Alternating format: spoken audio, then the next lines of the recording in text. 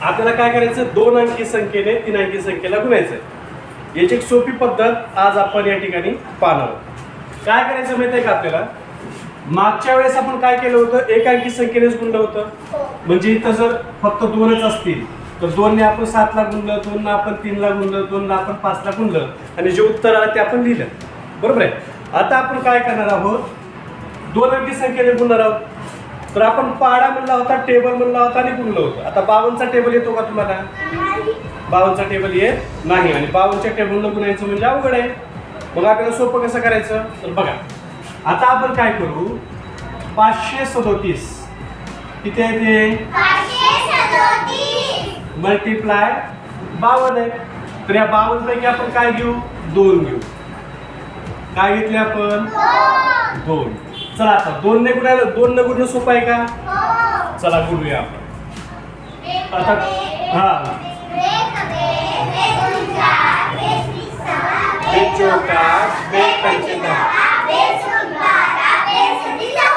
किती, 14। किती घ्यायचे इथं बघ, 4। एक उरला कुठं घ्यायचा, 3 4, ठीक आहे।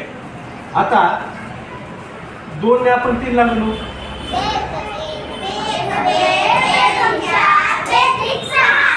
6 आणि हा 1 6। चला 2 ने आपण आता 5 ला गुणू,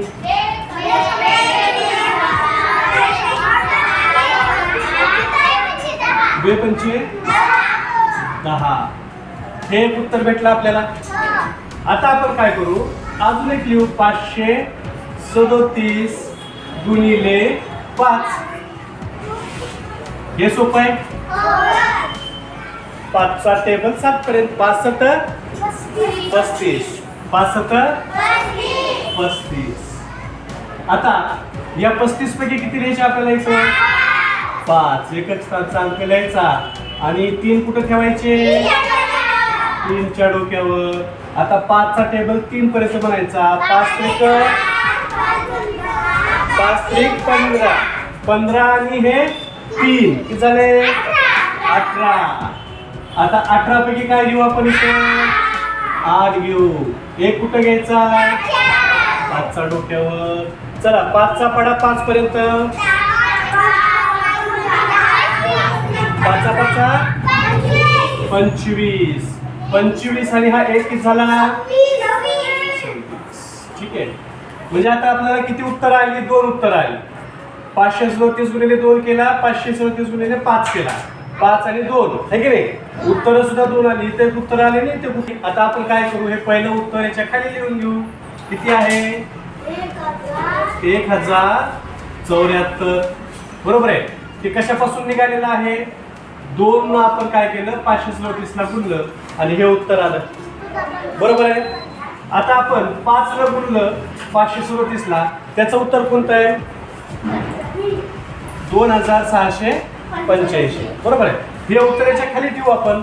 पण आता 5 जो आहे कोणत्या स्थानी आहे, एकक स्थानी आहे का दशक स्थानी आहे, कोणत्या स्थानी आहे, दशक स्थानी आहे। कोणत्या स्थानी आहे, दशक स्थानी आहे। मग दशक स्थानी असल्यामुळं इथं आपण काय करणार आहोत, या ठिकाणी 1 0 घेणार आहोत। काय घेणार आहोत, 0 घेणार आहोत। 0 घ्यावाच लागते आणि 0 घेतल्यानंतर दशक स्थान असल्यामुळं आपण आता सुरुवात आपण इथून करणार आहोत। म्हणून हा जो काही 5 आहे तो आपण 7 च्या खाली ठेवला, बरोबर।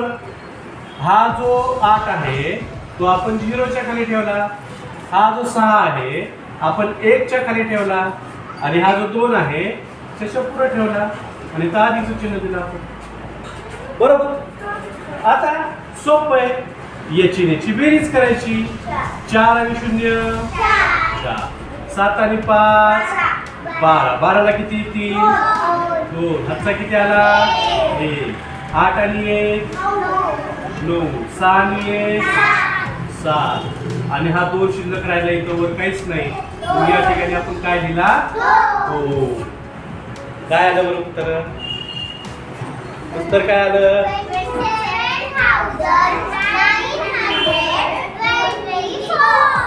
27,924 म्हणजे 27,925। काय केलं आपण? सोपं आहे. आपण काय केलंय, या ठिकाणी इथल्या इथं गुणाकार न करता आपण अगोदर दोनचा गुणाकार 537 सोबत केला. त्याच्यानंतर काय केलं, 5 आहे म्हणून 5चा गुणाकार आपण 537 सोबत केला आणि दोघांची उत्तरं आपण इथे लिहिली आणि त्याची बेरीज केली.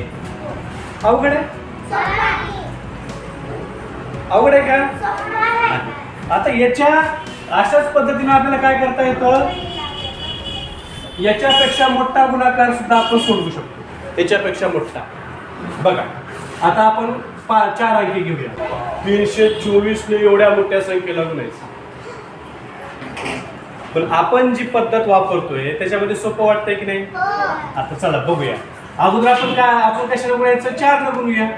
चला, 4538 गुणिले 4. 4 8 32 ला किती घ्यायचे? 2. 3 कुठे घ्यायचे मग? 3च्या वर नाही. 4 न 3 ला गुणा. 4 त्रिकोण 12. 4 त्रिकोण 12. 12 आणि 3 किती झाले? किती? 15 ला किती? 3 5. हातचा किती आला? 1. 4 पंचे 20 आणि 1 21 ला 1. हातचा आला 2. 4 चोक 16. 16 आणि 2 18. चला, हे एक उत्तर आलं म्हणजे 4 कटला आपला. बरोबर आहे. चला, आता आपण काय करू? 2 ने गुणूया. 38 गुणिले किती आहेत? 2. चला, 82 16. 16 ला 6. चाला 1. 16 ला 6 आहे ना. चाला 1. 2 त्रिक 6. 6 आणि 1 7.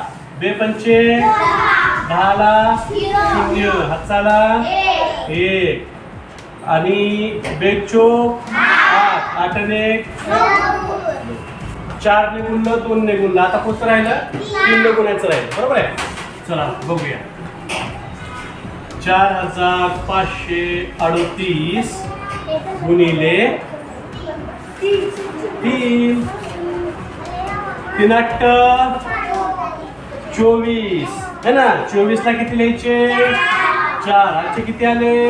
2.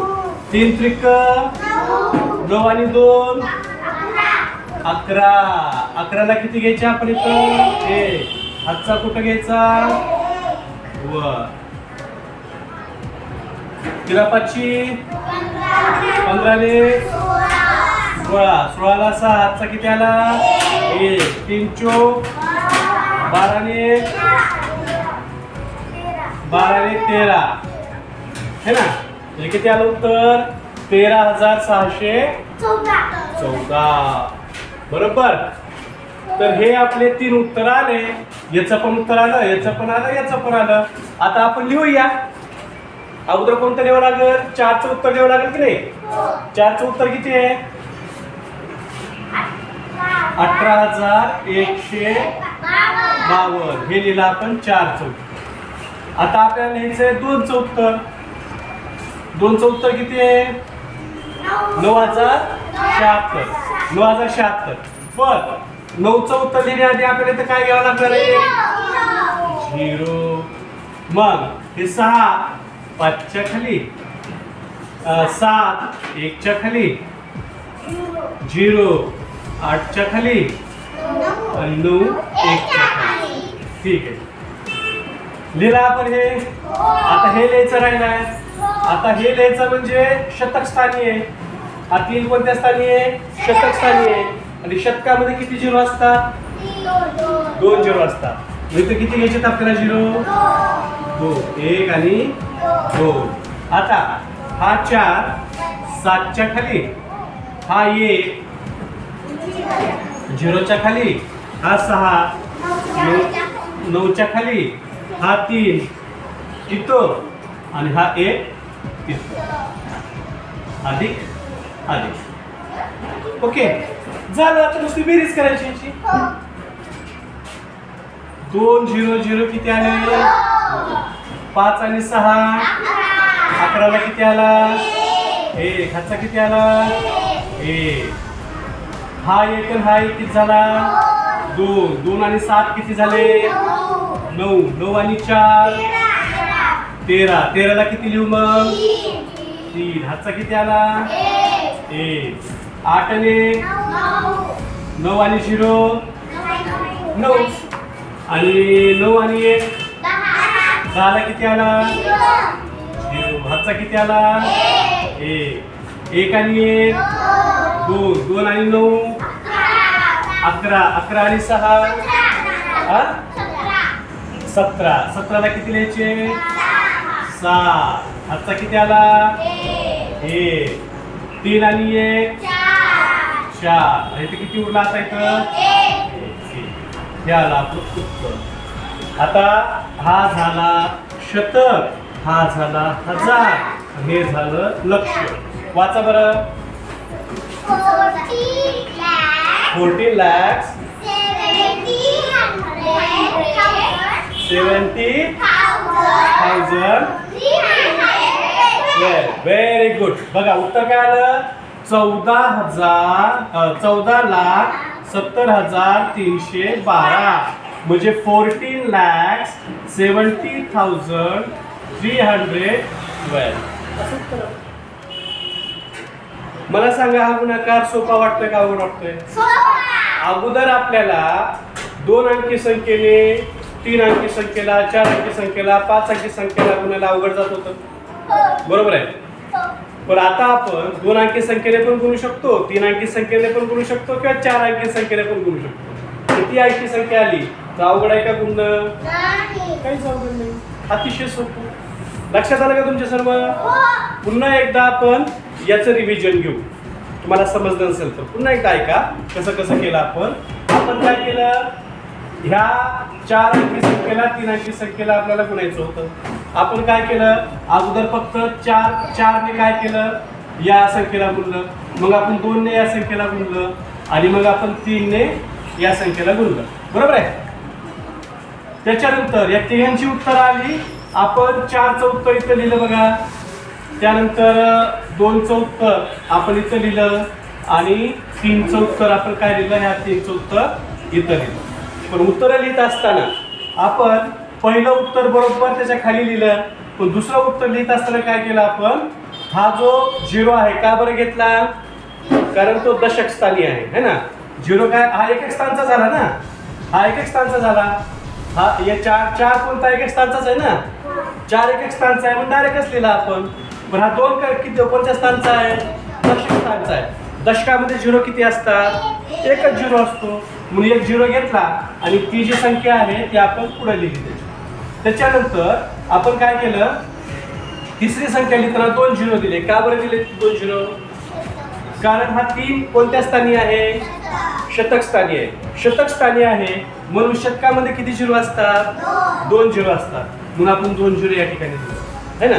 2 0 या ठिकाणी लिहून ती जी 3चं जे आलेलं उत्तर आहे ते त्याच्या पुढं आपण लिहिलं. पण उत्तर लिहित असताना बघा या ठिकाणी एक चूक होऊ शकते. काय चूक होऊ शकते? आपले जे अंक आहेत ते अंक लिहित असताना चूक होऊ शकते. कशी? आपण ते अंक बरोबर एकाखाली एक लिहिणं आवश्यक आहे. एकाखाली एक जर आपण लिहिले तर आपल्याला बरोबर कोणत्या अंकासोबत कोणत्या अंकाची बेरीज करायची आहे ते आपल्या लक्षात येते, है ना? नाहीतर काय होतं? मग आपण कन्फ्यूज होतो, अरे हा अंक घेतला होता मी की तो अंक घेतला होता, है ना? असं करायचं नाही. बरोबर अंकाच्या खाली अंक जर घेतला तर आपली बेरीज बरोबर येते. सोपं आहे का? बरोबर आहे. आता पुढच्या वेळेस मी तुम्हाला काय करतो, अजून वेगळ्या पद्धतीने गुणाकार कसा करता येईल ते आपण पाहणार आहोत. ठीक आहे? हे समजलं तुम्हाला? तुम्हाला उदाहरणं देऊ सोडवण्यासाठी? चला तुम्हाला उदाहरणं देतो मी काही सोडवण्यासाठी, तुम्ही मला सोडून द्या.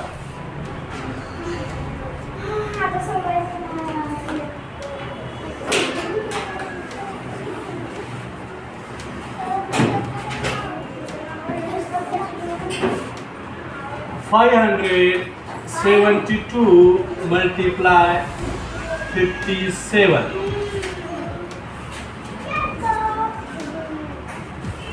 52 multiply 92.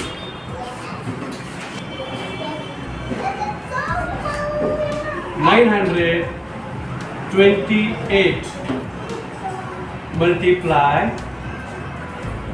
25.